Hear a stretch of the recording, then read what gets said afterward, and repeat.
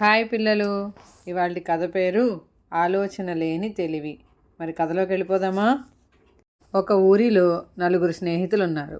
వారు విజ్ఞానంతో పాటు తమ పోషణ కోసం ఇతర కళలను నేర్చుకోవడానికి బయలుదేరారు.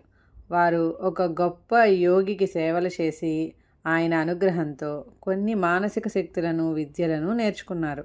నలుగురిలో ఒకడికి విరిగిన ఎముకలను జత చేసే శక్తి అబ్బింది. రెండో వాడికి తగిలిన గాయాలను మాన్పించే శక్తి నేర్చుకున్నాడు.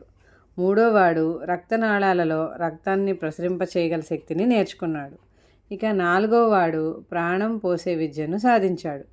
ఈ నలుగురు 4 దివ్యశక్తులను పొందగలిగారు. ఆ తర్వాత గురువుగారి వద్ద సెలవు తీసుకుని వారు ఇంటి ముఖం పట్టారు. ఊరు చేరడానికి అడవి గుండా పోవాల్సి వచ్చింది. క్రూర మృగాలకు ఆలవాలమైనటువంటి ఆ అడవిలో నలుగురు కలిసి ఒక చచ్చిన సింహాన్ని చూశారు.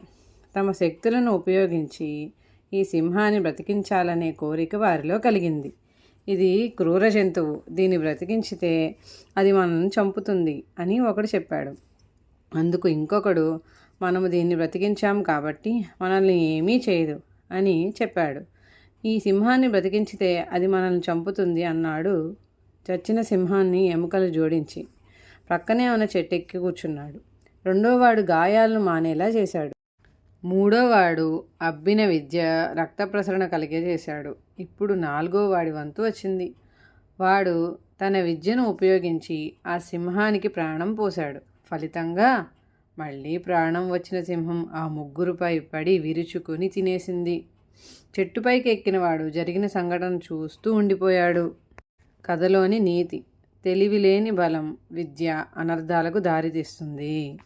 బాయ్ పిల్లలు, మరి ఒక కథతో మళ్ళీ కలుద్దాం. Please like, share and subscribe.